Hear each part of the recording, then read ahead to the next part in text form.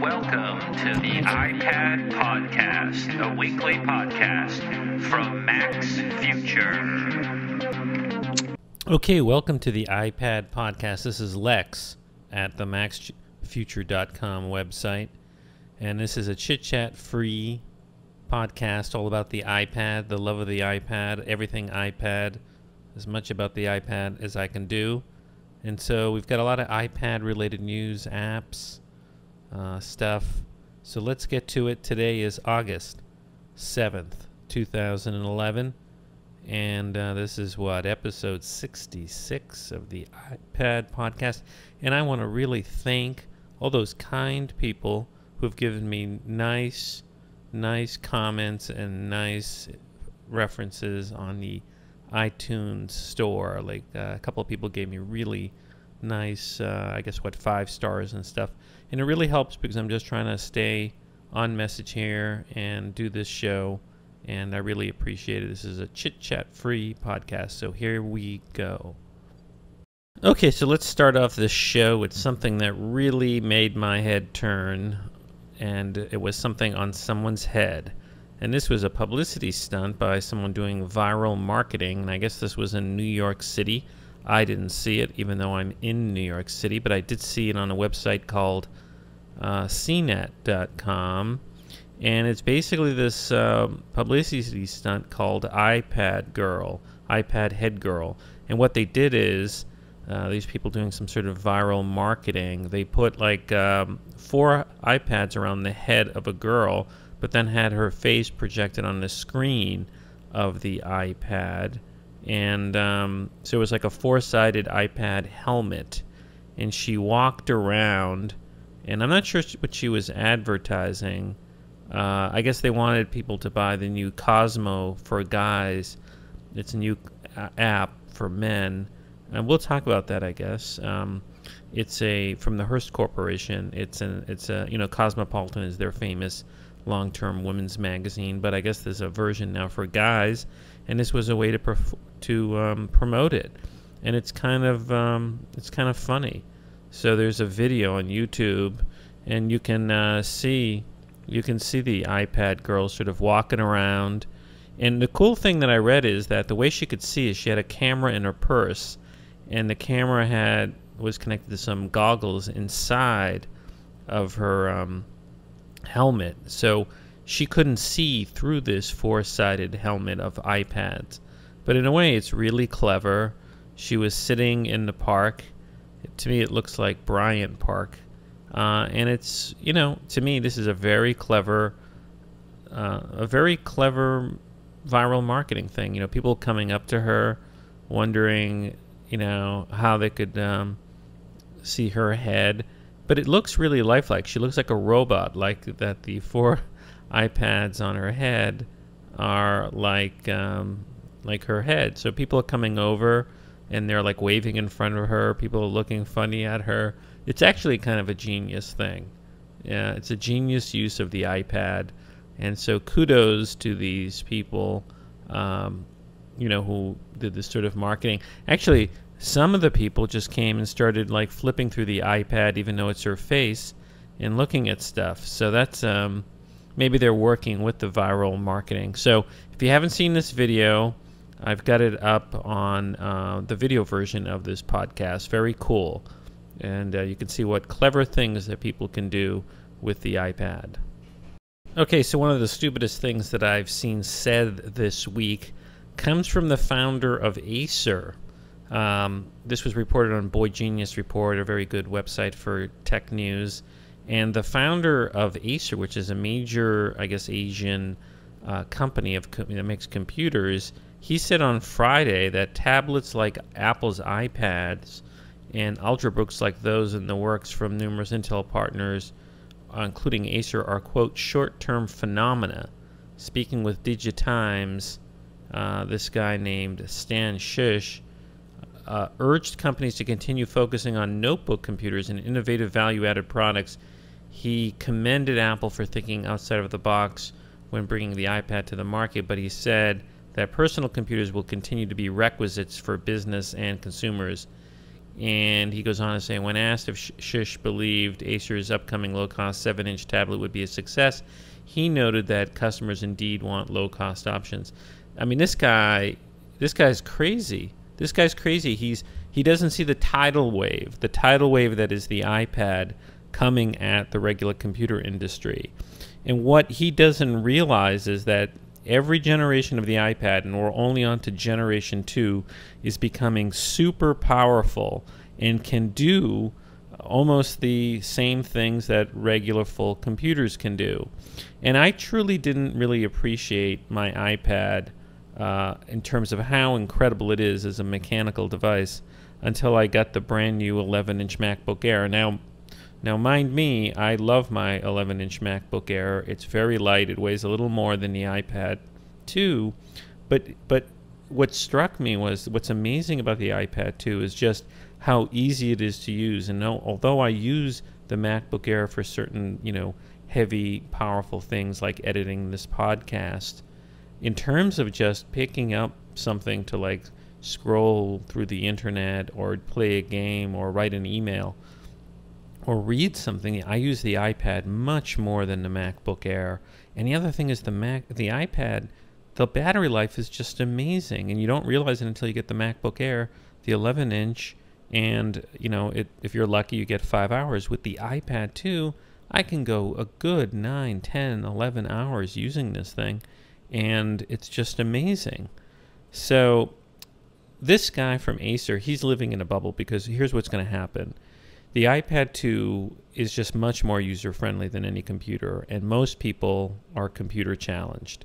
I'm an avid computer user, and I'm probably, where I work, I'm probably, of the non-IT people, of the business people, I'm probably, at the top end of usability.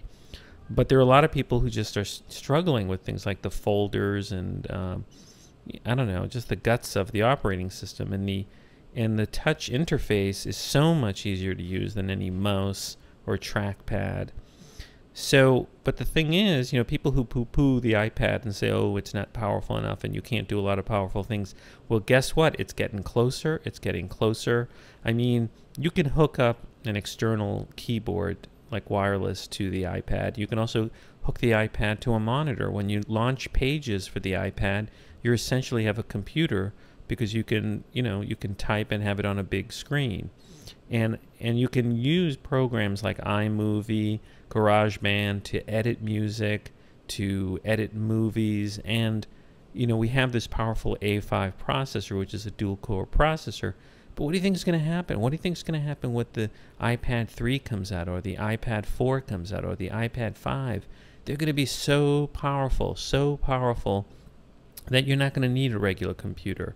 You're going to be able to do incredible video editing, incredible word processing, and incredible music editing, and you're not going to need another computer. I think what you're going to see, people are going to want like bigger screens, and they're going to want, to hook up the iPad with a keyboard. And I think what you're going to see are like these docks. I think somebody's going to come out with a big screen, like a 27-inch screen, that works with the iPad and has a dock built in. Remember when Apple released the first iPad, there was that keyboard dock.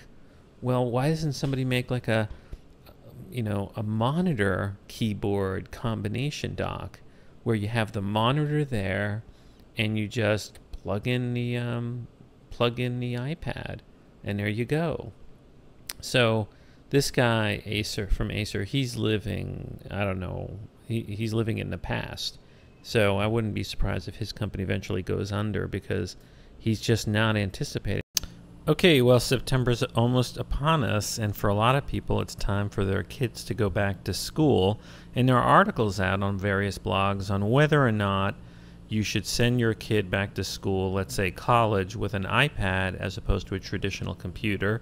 Cult of Mac on August 4th had such an article, a very short one, said, would you send a kid to college with just an iPad? And so it asked a question, what do you think? Do you think you should send just an iPad back? Now, I saw another article, and I call it the most stupid argument against iPads for students going back to school. The article was by the Daily Ticker, and it was a really obnoxious blog post and video where some guy I never heard of gave 10 reasons why parents sending kids back to school should not buy the iPad for them. And the 10 reasons are rather contrived and stupid, I think. So I went through them on my blog and point out why they are dumb, so I'll go over them here. The first argument against sending your kid back with an iPad is that it's expensive. Now, I think this is not a very good argument because you can get the iPad 2 for just $499, which is rather cheap as far as computers go. And you can also get probably the first generation iPads on the open market for probably as low as $200. So in terms of a real full-blown out computer, it's a lot cheaper. Now, you could get like a $500 netbook, but those are inferior, I think, and in poor quality. And the iPad is just, really solid. It, never crashes or hardly ever crashes. It starts very fast, goes off very fast, and you can do so many things. The second argument that they made against the iPad was that it's not the best solution for note-taking or editing documents, and I beg to differ. The iPad, I think, is a much better note-taking solution than a notebook computer, as you can actually use a stylus with the iPad as well as a keyboard to take notes. For example, you can use the Note-Taking HD app, which allows you to write little notes with your finger or a stylus. Also, the iPad lies flat like a piece of paper, so it's much easier to take notes than with a computer, which has the screen popping up.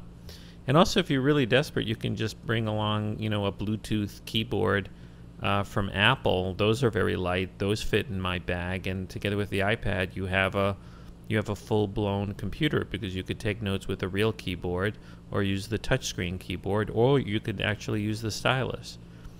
The third argument they made against the iPad was that it's too distracting for students.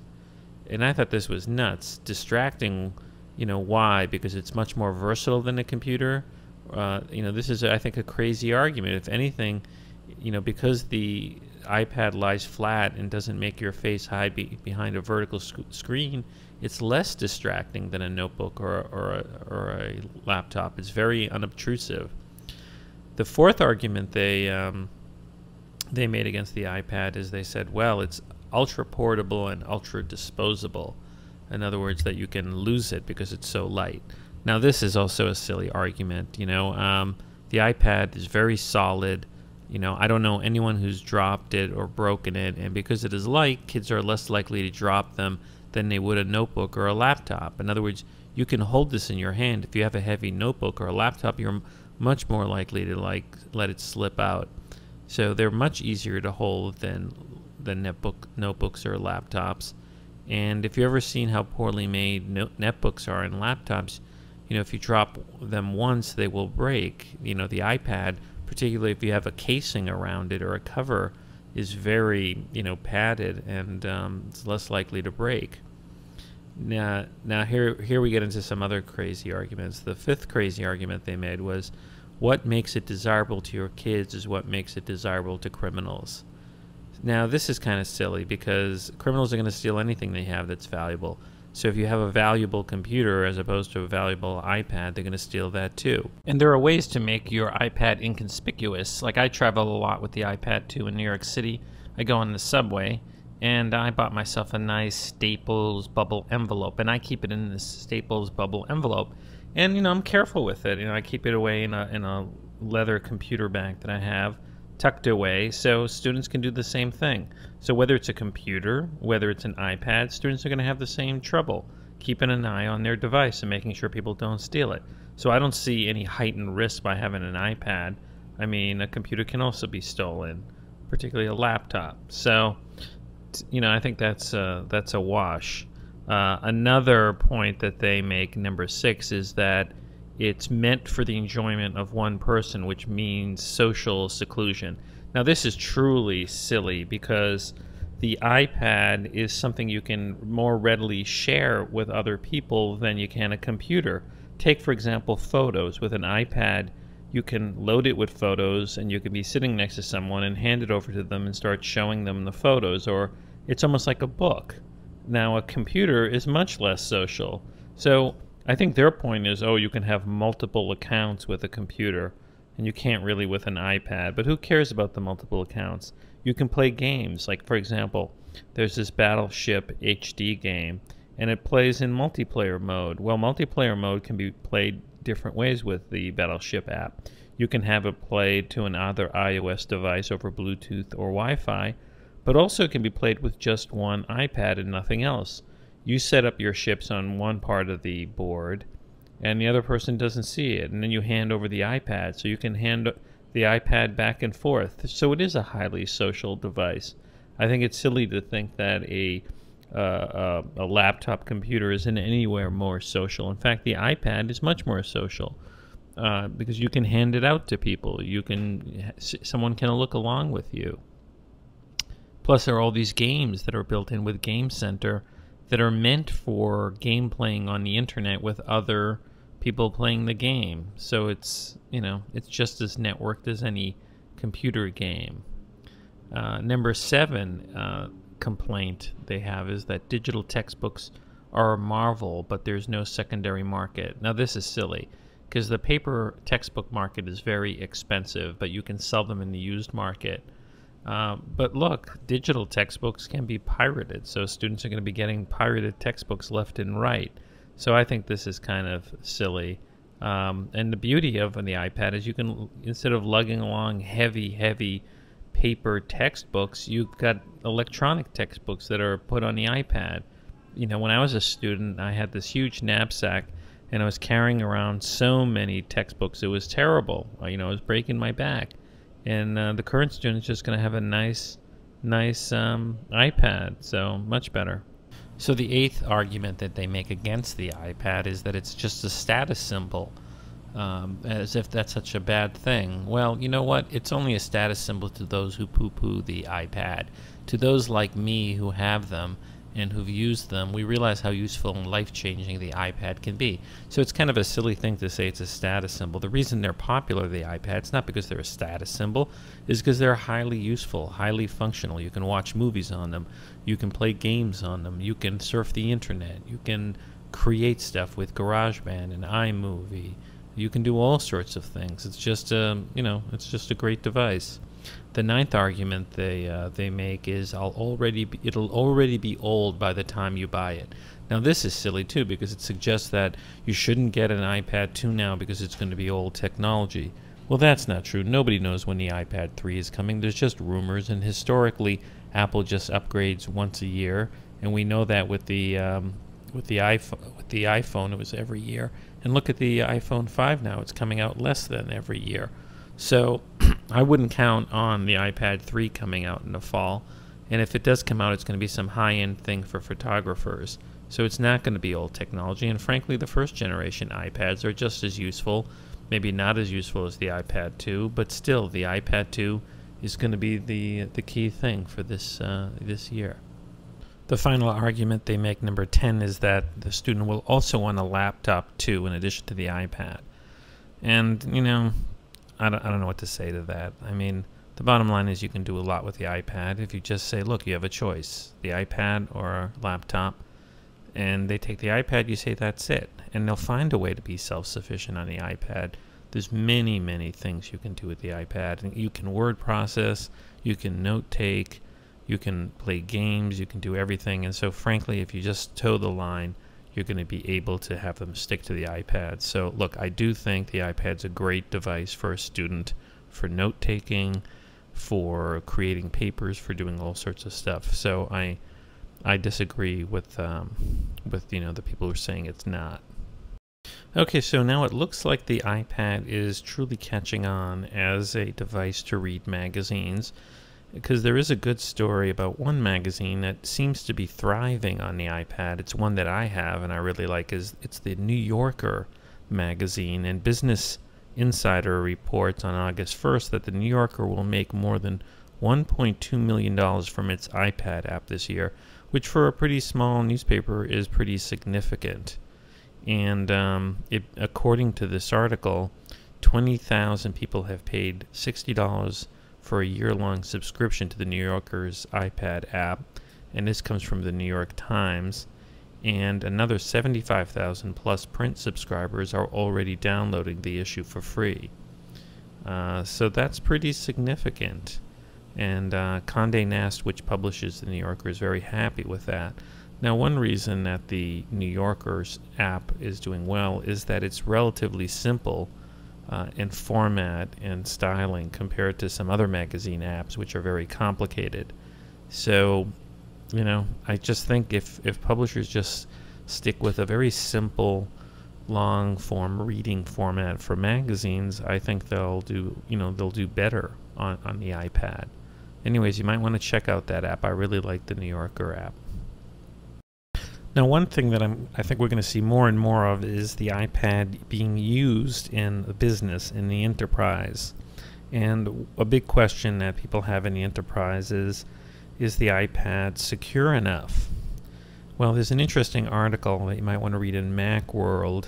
Came out August 5th by Tom Kane-Shiggy. It's a reprint from CIO.com, and the headline of the article is Apple Gets Serious About iPad Security. Is it enough? And it basically discusses one company, SAP, which is hoping to sew up a security hole for 7,000 of its employees who apparently use iPads. And this is a German-based tech giant, and it's apparently beta testing a product that will allow it to send PGP encrypted confidential email to employees. In turn, employees will be able to decrypt them using a Symantec Viewer iPad app.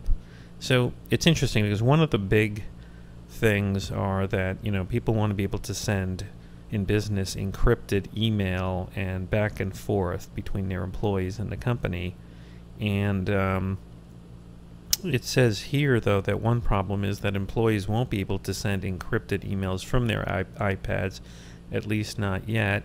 The article says blame Apple for an iPad email encryption capability that literally only goes halfway. That is, you can send encrypted email to iPads but not from them. So hopefully, this is something Apple is going to fix. The article does praise Apple for improving security recently. It says that recent signs show Apple is getting the enterprise security message. It says, for example, Apple quickly released iOS 4.3.4 in July that patched a PDF vulnerability, and just a week and a half later, Apple released iOS 4.3.5 that fixes a certificate validation vulnerability. The article goes on to say, I was also very pleased to see that Apple released a kind of virus scanner for the device, says Ralph Salomon, Vice President of IT Security and Risk Office at SAP.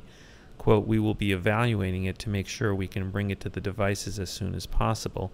Apple is really working really hard to identify issues and close them as soon as possible. They are on the right track, end quote. So basically, it sounds like Apple is increasing the security for the iPad to work in enterprise, and I just expect that the more the iPad is rolled out in the enterprise, the more they'll get feedback from IT departments, and the more they'll make quick patches. So I'd be curious to hear from anybody who is using this in the enterprise and know what their experience is like with their IT department using the iPad. Okay, so if you have a developer's account and you've been playing around with the beta of iOS 5 on the iPad or the iPhone, it sounds like the iOS 5 is getting closer to release because it's probably going to be released in September.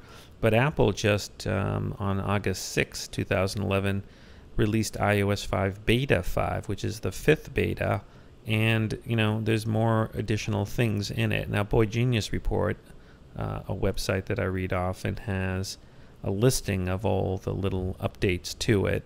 And here are some of the more interesting things that's going to be in iOS 5. It says here, when creating an iCloud account, you can use any Apple ID as long as it is as a full email address and not a MobileMe account. If you have a MobileMe account, you can move that account to iCloud now. You can find more information at iCloud. When setting up an iCloud or a MobileMe account using the Setup Assistant, and leaving Find My iPhone on, it might actually turn Find My iPhone off after the startup. Something else that's new in this beta is that enabling iCloud services in Setup Assistant may not always be saved correctly, and after completing Setup Assistant, you should visit Settings iCloud to verify the state of the iCloud account. Other things, AirPlay is affected by this. Starting in iOS 5, video content in applications and websites are AirPlay enabled by default. Now, I think this is huge because basically, developers aren't going to have to do something, I guess, to affirmatively take advantage of AirPlay. It's just going to be built into the operating system. If anything, developers are going to have to do something affirmative to take the device out of AirPlay. AirPlay is this incredible technology where you can wirelessly send video or audio or photos wirelessly to an Apple TV, to your big screen TV. And starting in iOS 5, your iPad's going to be wirelessly mirroring everything that's on the iPad to the Apple TV. I mean, I think this is huge. If you have a developer's account, consider upgrading to iOS 5. It sounds like there's a lot of interesting things in there. Okay, so further sign that the iPad is a great device for reading magazines comes from Time. Now, Time has 21 different magazines, and according to SlashGear.com, Time magazine is now planning to have all 21 magazines available on the iPad before the end of 2001. Currently, Time magazine has the Sports Illustrated app, the Time app, the Fortune app, and the People app, and it's also going to be joined by Entertainment Weekly, InStyle, and Real Simple. But there's 21 magazines altogether, so it seems like publishers are catching on and want to have their magazines and newspapers on the iPad. Okay, so it looks like the iPad's competitors are, not doing too well, and one of its most heralded competitors is the HP Touchpad, and it looks like trying to compete with the iPad, HP is forced to slash the price of the Touchpad. Cult of Mac reported on August 4th that HP slashed the entry-level Touchpad to just $399, which would be $100 less than the iPad 2 entry point. And then there was another article in International Business Times which points out that this is the third time in a week that the Touchpad has been slashed in price, and you can get the 16 gigabyte version of the HP Touchpad on Amazon-owned deal-a-day site Woot.com for $379.99.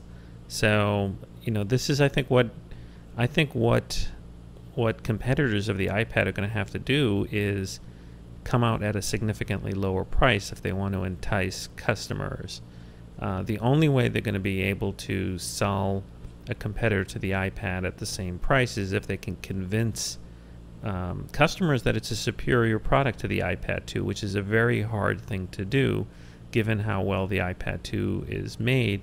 You can't just say, oh, it's got a faster processor or more pixels. You're also competing with all the great apps and the great operating system and everything that just works, as Steve Jobs likes to say. See, a lot of customers know from their friends that the iPad 2 just works. So anyways, I expect to see more price slashing by Apple's competitors.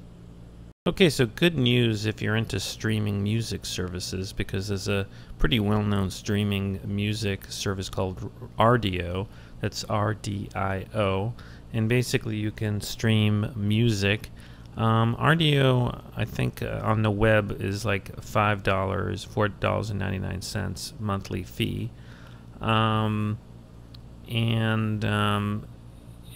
If you want it on the iPad, you're going to have to pay, I think, $10 a month.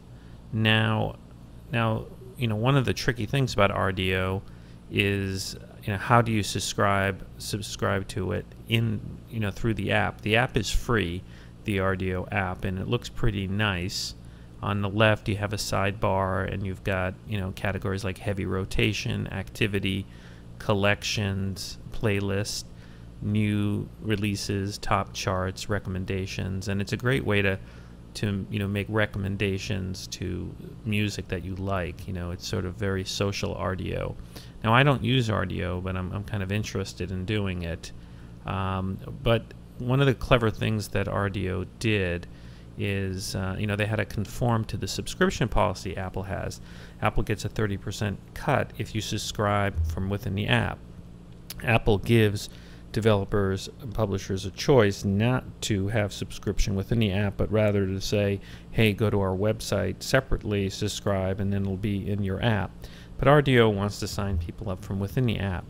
But here's the thing, if you sign up from within the app, Rdio is seeking to cover the fact that they have to pay Apple their cut. So if you subscribe in-app, it's a hefty $14.99 to sign up per month. But if you just go to the website, it's a lot cheaper. It's only $9.99.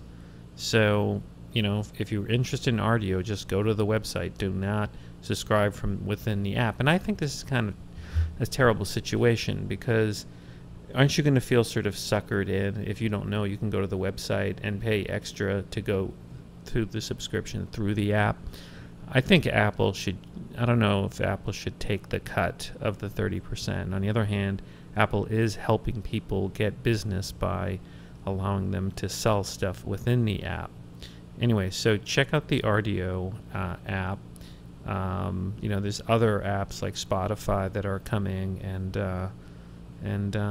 it's going to be a very good time to listen to music on the iPad with things like Rdio, with things like Spotify, with things like Pandora. Pandora app is fantastic. And then soon we're going to have iCloud streaming our own music to our iPad. Okay, so one of the great app releases that came this week that we've been all waiting for is the Skype app. And there's been a Skype app for the iPhone for a long time, and I've been using that Skype app for the iPhone and the iPad, but now we have a full-blown free version of Skype as an app specifically designed for the iPad. And it looks really nice. It's a very nice layout. Uses the whole size of the iPad. On the left, you have like the sidebar with contacts, recent contacts, the history, and then your contacts. If there are pictures for your contacts, they're almost like icons in the main area of the contacts. And you got a big, phone area to dial in, and you can look into the history. And the key thing is you can do video conferencing with the iPad. Now this is huge, and this further brings the iPad into video conferencing, and you can also use the video conferencing over 3G as well as Wi-Fi. Now that's a big advantage over FaceTime on the iPad. FaceTime in the iPad only works over Wi-Fi, and I haven't tested out video calling on Skype over 3G, but I assume it's going to be a little choppy.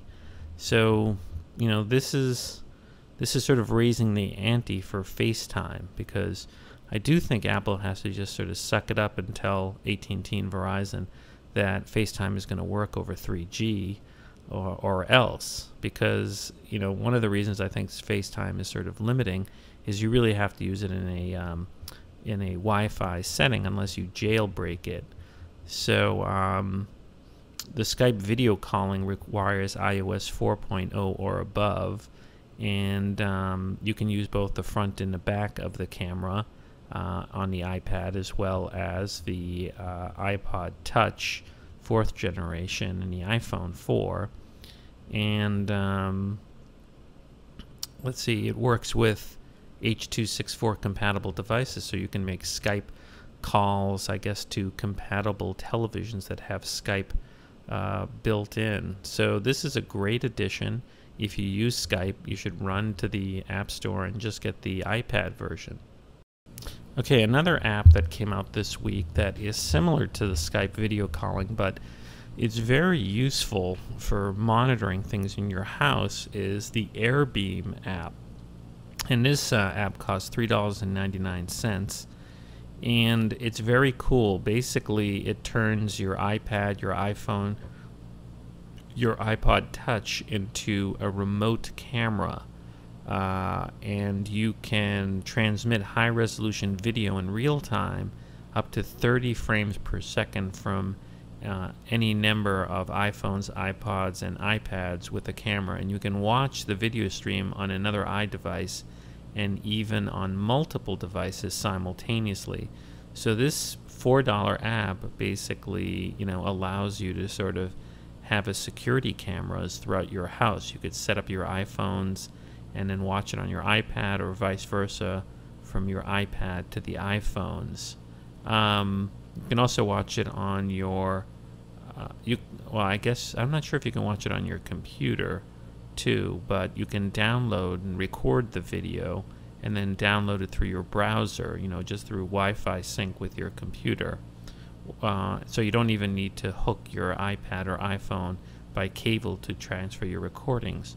And so, and also, I guess in a newer version, it's got motion detection, which will trigger the video recordings, and it also has visual and acoustic alarms on the remote monitor. And I don't know, it just sounds like a very powerful app. It has manual pairing of the camera and monitor via their IP address, and also you can watch and you can monitor anywhere from 3G cellular connection. This only goes in one direction. So for example, if you left your iPads and iPhones at home, or on a Wi-Fi network, they could stream out to your iPhone over 3G the video shot. Now, I don't think there's sound with this too. I think it's just video, but still, it's a pretty good security camera, to monitor what's going on. The customer reviews are sort of mixed. One person says it's buggy as hell, and that they should make the app free. Another person gives it 5 stars. Another person gives it 5 stars, writing, "This update fixed and improved the app. Now monitor keeps working when recording, and they added a motion sensor camera. I have asked for a still shot option, and Bluetooth might be nice too." Another person writes, "Had the same problem earlier on the home network, but it worked perfectly when I was at work. My wireless router was the problem, but I just got home after updating to version 1.2, and it's all working perfectly. Now I don't have to buy the $200 baby monitor. I was about to buy iPhone 3GS and iPhone 4 and iPad 2 all working." So this is kind of cool. For a $4 app, it becomes. I like the fact that you can have multiple video streams in watch. So you could set up various iPod Touches or iPhones around the house and see various things streaming to one common stream. Now it's funny because I was playing around in my house with. I set up some iPhones and an iPad in the other room and just used FaceTime to my computer, to my Mac, to monitor what was going on in the other room. And the nice thing about FaceTime is you get sound as well as video, and it's free and it's built into the iPad. So but the advantages of AirBeam is that it'll record the video. It'll have stop action recording. So if it sees a movement, it'll make a video recording. While FaceTime is just streaming it all the time. But if you're looking for just a sort of basic monitoring, you could just set up your iPad or iPhone in another room and just point it at your baby, and it'll stream the video. Although I think it'll go to sleep at some point, so I'm not sure if AirBeam can just stay on without going to sleep. Anyways, you might want to check it out. It looks like an exciting new app that turns your iPad into a home security device.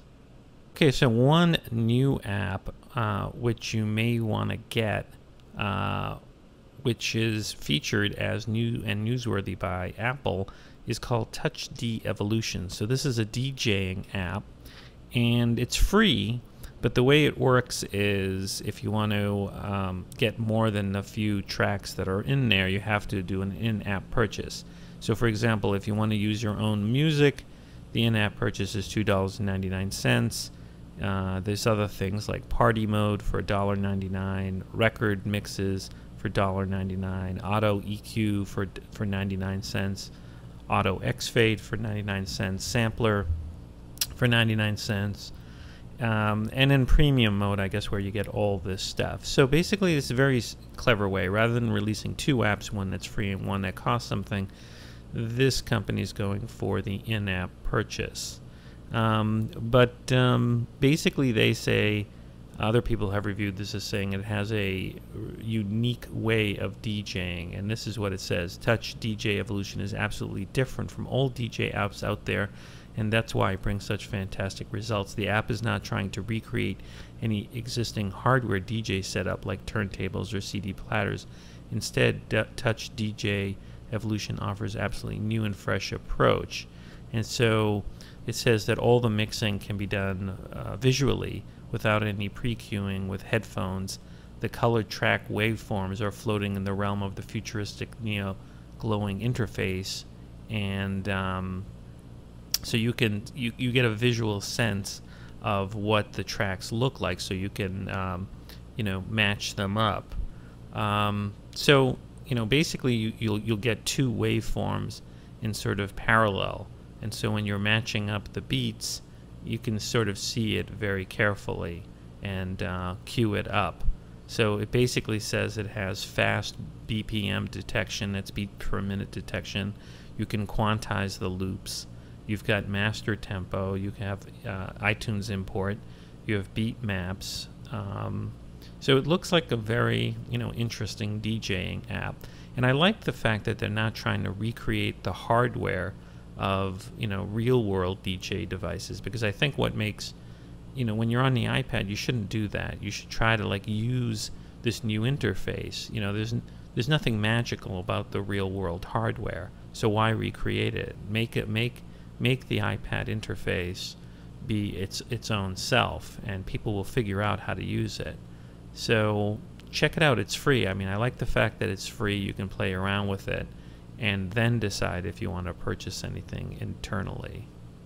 Okay, another app that's free is the Gucci app. Now, Gucci's a luxury brand that sells bags and clothes and shoes, and you name it, Gucci sells it. And there is I guess it's an update, version 3.0 of its free app. It's called Gucci Styles. And the beauty of the iPad is it's becoming a storefront for many stores, and they're each releasing their own app, and it's a great way to browse the stuff that's in a store. So it's apparently the Gucci app has video fashion shoots, and you can rotate accessories through 360-degree interactive feature. You can follow the road trips of the creative director. So a lot of these stores are trying to do highly creative things with their apps to make it really interesting. And in this free app from Gucci, you can listen to 8,000 you can sample tunes, music from the creative director's 8,000 plus vinyl collection, and you can watch, I guess, somebody craft a bamboo bag. So it's got all sorts of stuff in addition to just shopping. I mean, I would get this just to shop the Gucci stuff, and it's free. It's a great way to sort of expose yourself if you're not used to a particular brand. And my view is, if something's free and done well, download it, take a look at it. If you don't want it on your iPad, just delete it. But the Gucci's a very well-known brand. It's very high-end. It has beautiful things.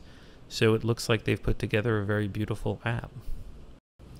Okay, so another app that got released recently is a racing app, and it's called Shift 2, and it costs right now, I guess it's on sale as I'm recording this, for $4.99.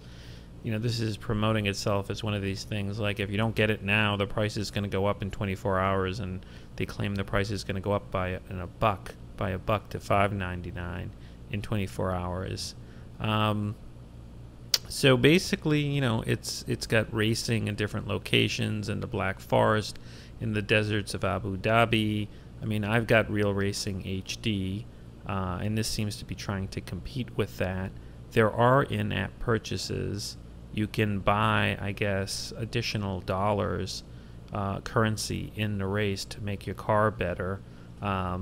Here, for example, $300,000, you have to pay 99 cents for that, and for $1 million, $2.99. You can buy $7 million for $7.99.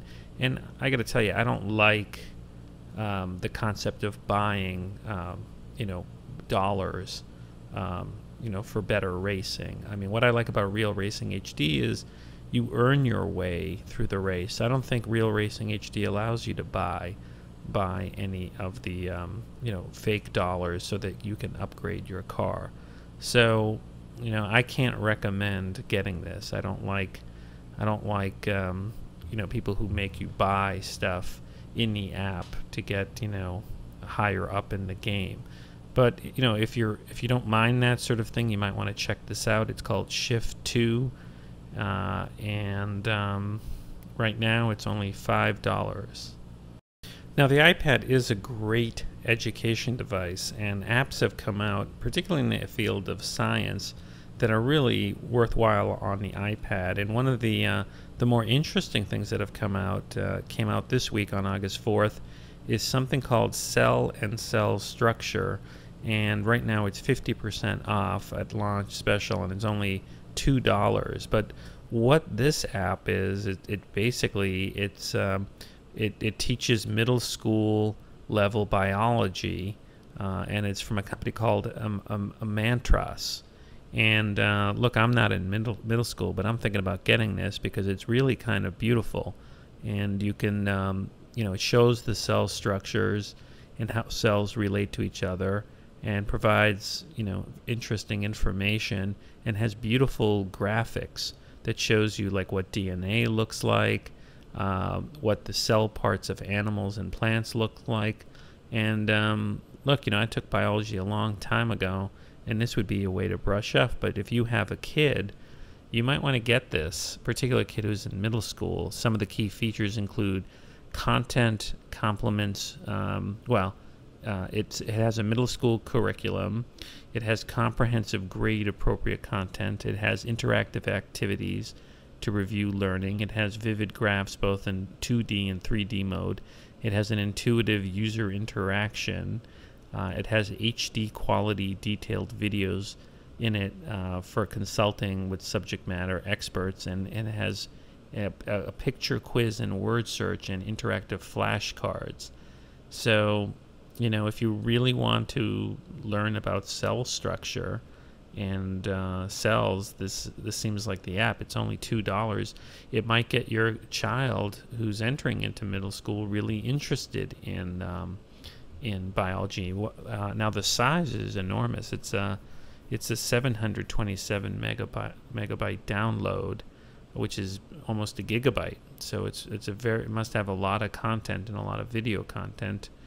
And again, it's called Cell and Cell Structure by the company and it's called Mantras, Emantras. So you might want to check it out. Now, one app I want to point out, not necessarily because people should download, but just to show what's going on, is that a lot of people are creating apps just to show off their portfolio. So there's one app called Ellipse Design, and there's someone named Elisa Pardini, and she's an architect, and so she put together her portfolio and is releasing it as a free app. Now, this could be a very clever way to market yourself, particularly if you're a creative type like an architect or a designer. You could create like an app and put a lot of stuff in there about yourself. So here, for example, on our first page, it says Ellipse Design is her portfolio, what her name is. She's an architect, and you can enter it. And it's almost like a web page, but it's in an app. And I think we're going to see more of these things because, as I've discussed before, there are ways to take web pages in HTML5 and turn them into a native app on the iPad and the iPhone. So this is kind of very cool. The pages look very nice, and if if you're an architect and want to get business, this might be a really cool way to get exposure. So kudos to her. Okay, now let's discuss some gadgets that go with the iPad. GigaOM has an interesting article and a review on a device called Pad Pivot, which they claim to be the most practical iPad stand ever. And basically, if you look at it, it's like this attachment that goes to the back of your iPad, and then it has a curvy base that sort of just perfectly fits your knee, so that you can just sort of rest your iPad on your knee and it won't move. And apparently Pad Pivot was a Kickstarter funded project, and it began recently shipping units to backers, and it soon will be accepted for pre-orders from the general public. And the reviewer Daryl Etherington at GigaOM got one, and he was able to play with it. And basically it's kind of cool because it's like at a sloping angle, the stand. It's a foldable stand that, according to him, features a rotating pad, hence the name, and that has a slip-resistant dust cover and a no-slip sticky covered surface under the dust cover called the grip plate. And you can either use it with the cover or remove it and stick the pad to the back of the iPad, which guarantees it isn't going anywhere. So, it's basically primarily designed for resting your iPad on your thigh at a comfortable angle for viewing. So I wonder how much this is going to cost. It is a cool concept if somebody is mainly, sitting down like on a chair and has the iPad in their lap. This device might be a clever way to sort of rest it on your knee and be comfortable, particularly if you use it a lot. So it might be a good gift for someone. I just don't know. Here are some pictures if you're looking at the video version of this, of the person using it, and it's kind of interesting. I just wonder how easy it's going to be to take off the Pad Pivot from the iPad, because I wouldn't want it connected to the iPad all the time. Actually, it looks kind of easy to take off because it looks like there are these grooves that it docks into, and then just sort of rests on this like wedge-like plate. So it's definitely one of the more innovative devices for using the iPad, and I think we're going to see more interesting things like this. So check it out. Okay, in terms of cases, there's a new case now for the iPad 2 from Griffin, which has always been making Apple products or Mac-related products. And what's kind of cool about it is it has a smart cover on the front for your iPad 2, but also it's connected to a back cover, so it protects the back and the front, and that's always been the challenge with the iPad 2 smart cover. This case, called the Intelli case, goes for $59.99, and you basically has something like a smart cover in the front that folds over, and you can make it an upright workstation, or you can lay it down at an incline, and also there are, just like the smart cover, there are magnets that activate the sensors in the iPad, so you can wake it up. And it has a hard shell polycarbonate case that protects the back of the iPad 2, and the cover folds into two positions, upright or inclined, and I don't know, it just looks like a good solution if you're looking for a back cover as well as a front cover to the iPad 2. And at $59.99, it's cheaper than the leather version of the smart cover, but more expensive than the cheaper smart covers that Apple makes. Okay, so and if you're into having some sort of case that has a keyboard built into it, we've seen some of those before.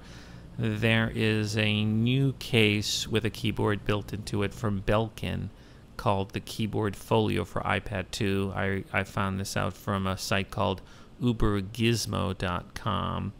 And, basically it's got a suede-like feel stitching. It's got true type hard plastic keys. It has a tri-fold design where you can tuck the keyboard away to keep the screen protected. And it has a rigid black backplate for stand stability and adjustable angles. It uses Bluetooth connection to connect to your iPad. It has a 60-hour battery life and a micro USB port for charging using a standard cable. So if you look at the picture, it looks pretty standard. I've always been hesitant to get these keyboards that are built into the to the cover or to the protector of the iPad, because I just wonder if the keyboards themselves are very good. Frankly, I just use a standard Apple Bluetooth keyboard, which is pretty light and compact. And actually what I do is I leave one in my office, and sometimes I travel with it. And my other concern is how much heavier does a does a cover with a keyboard make it? Because what's so nice about the iPad 2 is it's so light. Now this cover from Belkin goes for $99.99, so it's also a little bit pricey. On the other hand, if there's going to be a group of people who are going to want a keyboard all the time, and it's nice to have choices, and so it's nice to see somebody else like Belkin making something like this. Okay, another case that came out, Cult of Mac reviewed on August 5th, and it's called the Spec Candy Shell Wrap for iPad 2. And, this goes for $55, and there's a pretty extensive and comprehensive review by Cult of Mac's Killian Bell that is very fun to read. Generally, though, what's good about it is that it has both front and back covering, just like the IntelliCase from Griffin. But also, there's a flip back panel in the back so that you can easily put the iPad into its dock without having to remove the case first. And this has been a problem with some other third-party cases. And you can also slip the front off pretty easy. The bad is, according to Killian, is that it doesn't have the magnets on the front for the on-off, and it's kind of bulky, which is good for protecting it, but it's not a very slim cover. So on the other hand, it's not great looking and it's bulky, and it doesn't have the magnets, but it does cover the front and back. And I guess it's $55, so it's not a bad deal. Okay, so now I don't know if this device is for sale, but the website tipb.com had a story out about a turbine-powered Batmobile which uses iPad for in-dash GPS and audio systems, and it basically says it's a real road car that looks like the Batmobile, which has been built by Casey Push of the Push Racing facility, and it's powered by a turbine, which sounds, just I guess like the Batmobile, and it uses an in-dash GPS and audio system powered by an iPad. And so there's like a video that you can sort of see this Batmobile, and I'll try to show you some of it.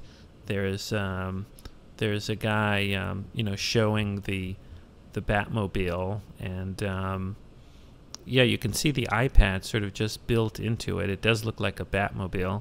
It's very cool. So look, obviously people are doing interesting things with the iPad, and one thing is incorporating them into their sort of dream vehicle. So I don't know if you can get this car, but it is kind of cool. Finally, we've seen a lot of iPads in aviation, and MacWorld.com reported on August 5th a news story regarding the iPad in the cockpit. And basically, there's an outfit called Aspen Avionics has announced a new product called the Connected Panel, which wirelessly connects an iPad to an aircraft's avionics, which are the electronic systems that include the flight navigation, communications, monitoring, management, and the company's technology will allow pilots to be able to handle standard piloting actions like tracking flight plans or tuning into different radio frequencies through the iPad. So, this is, again, very cool technology, and it's going to be pricey. It says here the connected panel product will include the CG100 and Aircraft Manager iPad app from AV Connect, and it will cost altogether for this technology $2,500, which I guess is a small cost according to the article compared to the current options. So it's a lot cheaper. So you could see that the iPad is being used in sort of very high-end ways to enhance technology. So, we started in the Batmobile, and now we're seeing it in this sort of incredible cockpit management system that's being developed. So, check out the story. It's in MacWorld on August 5th, 2011. It's by Alexandra Chang of MacWorld. Okay, so that's it for episode 66 of the iPad podcast by Lex at MacsFuture.com. And again, thanks for the kind words. And if you haven't had a chance, please go into iTunes. Any positive feedback would be greatly appreciated. Again, this is a chit-chat-free podcast about all things iPad, where I've now completed 66 episodes, and I'd like to keep on going strong. And so thanks for listening, and see you next week.